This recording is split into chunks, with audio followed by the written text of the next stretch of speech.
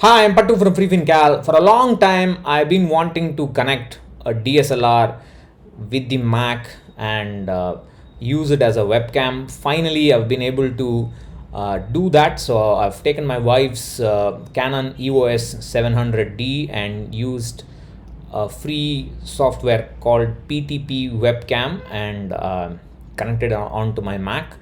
My wife also has a mirrorless Canon camera, but unfortunately, I was not able to connect that, probably because it's not being detected by the software. So hopefully, I'll try to use this for future videos.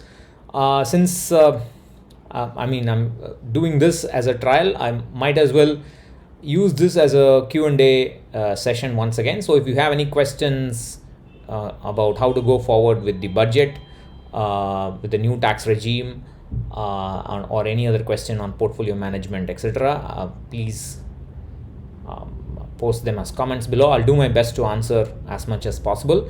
If the question requires a full article, I will do that. So I think it has come out reasonably well.